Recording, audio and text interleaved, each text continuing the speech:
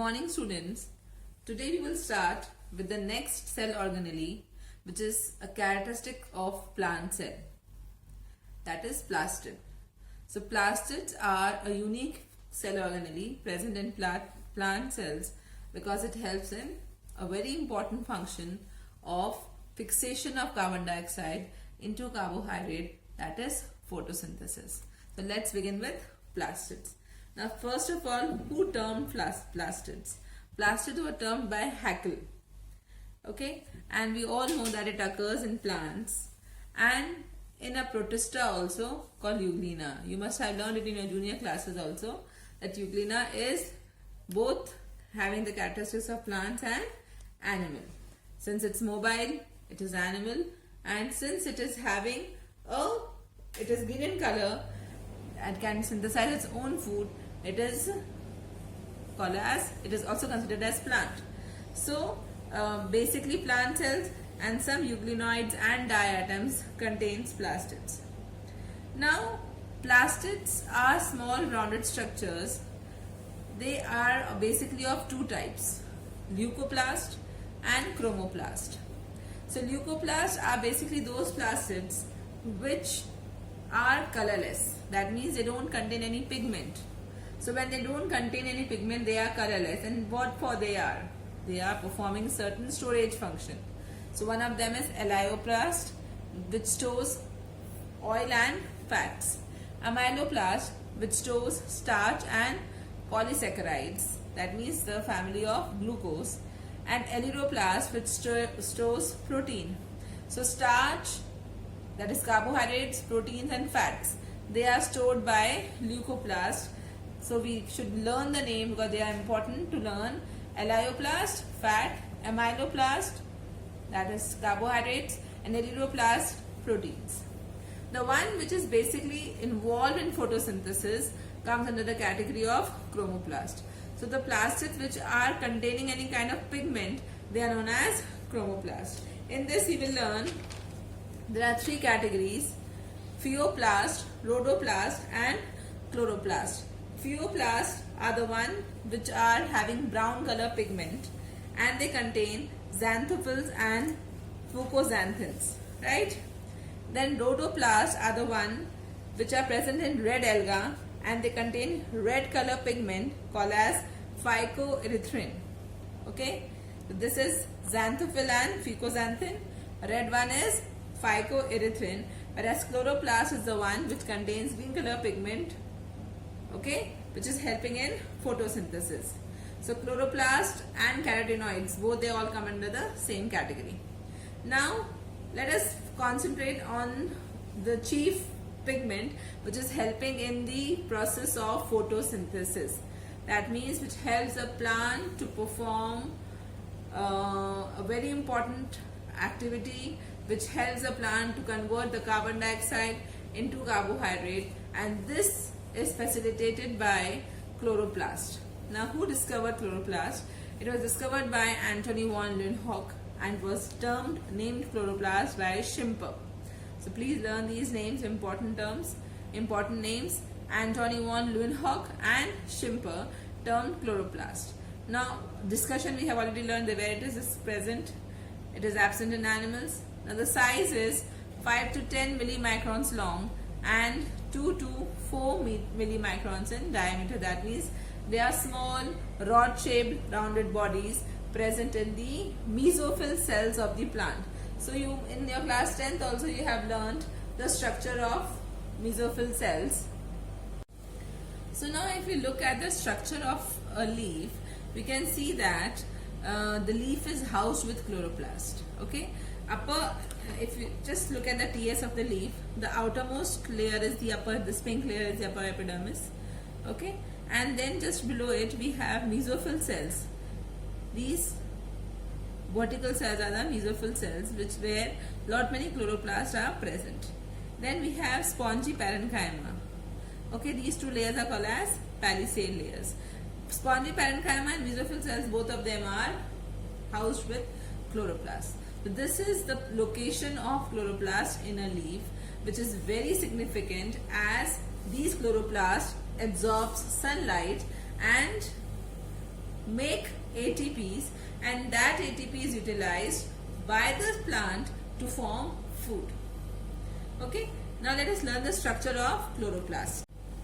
So if we look at the structure of chloroplast, it is a rounded structure which is double membrane, just like mitochondria. There is a lipoprotein bilayered, right? And it is about 40 to 60 angstrom thick. Clear? Now, just between the two membrane, there is a space called as periplastidial space. See, the space between the two membrane is known as periplastidial space. The outer membrane has less protein, so it is more permeable, whereas the inner membrane has more protein, so it is less permeable. Clear? Then just move inside. You can see the green part. This is called as the matrix in mitochondria, but here we will call it as stroma. So this stroma or matrix is granular and denser, and it contains lot of soluble protein. It contains ribosomes. Remember, in mitochondria we learned ribosomes are there, and we name them as mitoribosomes. Here we will name them as plastidoribosomes. Here we will name them as plastidoribosomes. So even chloroplast is semi-autonomous. Similarly, it is also having circular DNA, just as the mitochondrial DNA. Here also there is a DNA called as plastidome. So chloroplast DNA is called as plastidome. Clear? Ribosome is called as plastidoribosome and DNA is called as plastidome. Mitochondria में क्या था? Mitochondrial DNA and mitoribosomes. Clear? So you can compare the two. Besides that, we have mRNA, we have tRNA, we have water, manganese, magnesium ion, and also iron. Okay. In mitochondria, we learned we had only magnesium and manganese. Here we have, in addition, iron also, because iron is playing a very significant role in photosystem. Okay. Now let us learn another thing, the enzymes. Since I told you that chloroplast is a basic unit which is performing the function of photosynthesis, so here the stroma is also playing a very significant role, and it is undergoing a cycle in order to convert CO2 into glucose. So to convert that, it needs certain enzymes, and those enzymes are present in the matrix. The abundant most enzyme is known as Rubisco. Rubisco's full form is rubulose biphosphate carboxylase. Clear? Then you can see stack-like structures in the diagram. Okay, these stack-like structures are called as grana. And if you look at the single unit, it is made up of many thylakoids which are stacked above one another.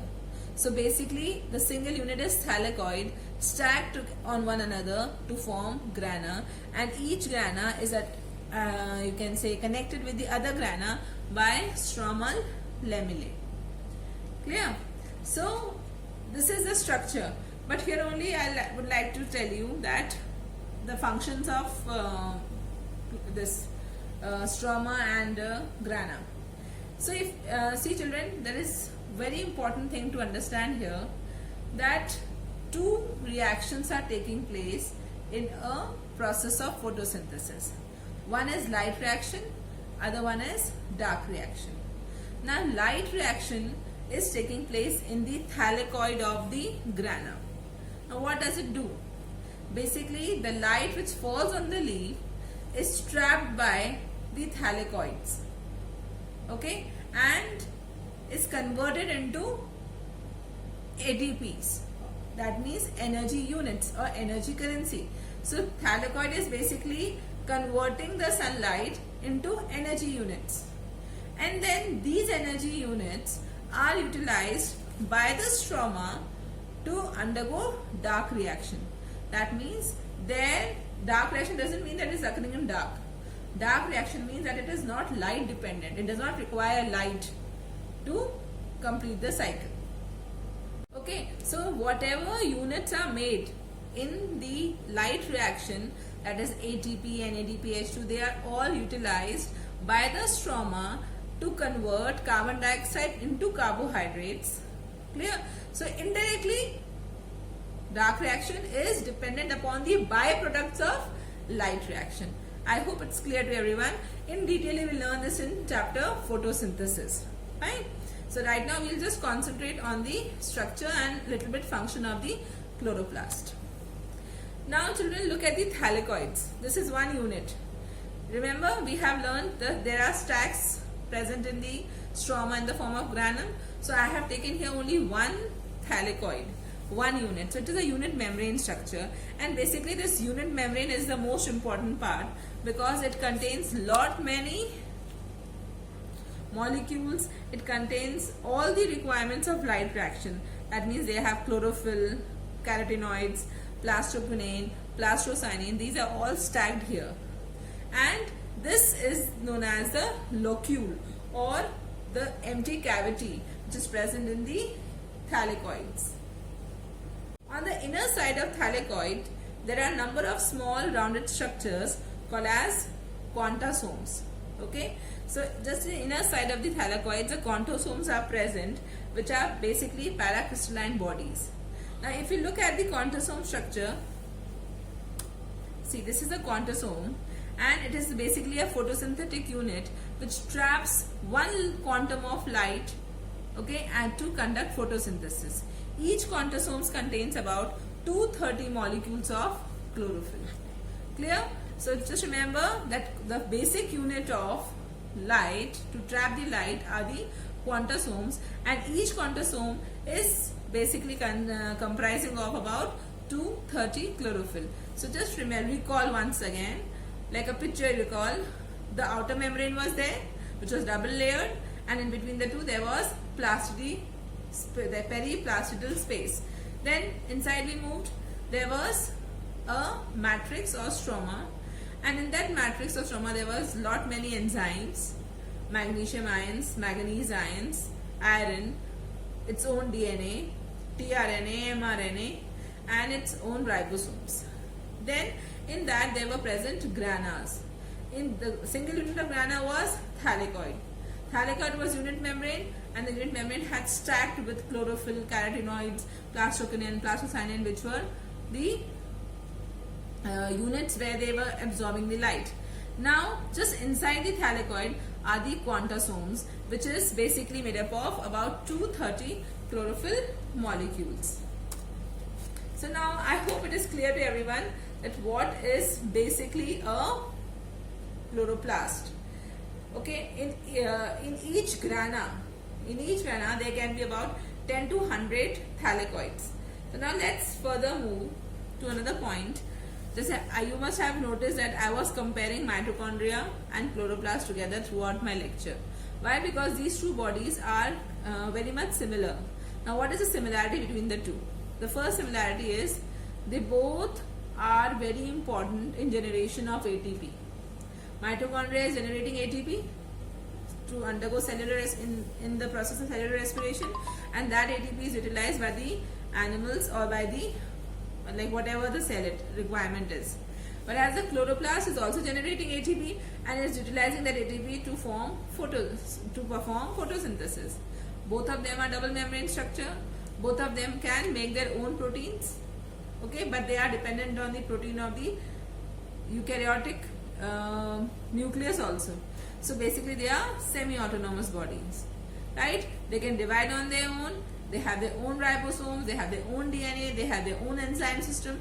That is why we can compare mitochondria and chloroplast together. There are certain differences also. Mitochondria are basically present in both plants and animals, but chloroplast is a unique organelle present only in plants. Mitochondria can undergo cellular respiration, okay, where it forms ATPs, NADPH2, FADH2s and all those things. Whereas chloroplast also forms ATP, NADPH2 but performs photosynthesis. It has matrix and the inner membrane is thrown into folds. Whereas here there is no throwing into folds. Instead it has grana, and each grana is made up of 10 to 100 thylakoids. So these are the difference between the two. Now if you recall the functions, I think now all of you can write the functions of chloroplast, that it is basically the function is photosynthesis, and then you can further specify that light reaction is taking place in grana and dark reaction is taking place in stroma, and in the stroma carbon dioxide is converting into carbohydrates. So this is the basic function. In detail we can learn it in chapter photosynthesis.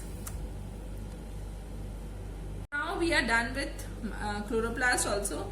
I think we have covered almost all the major organelles.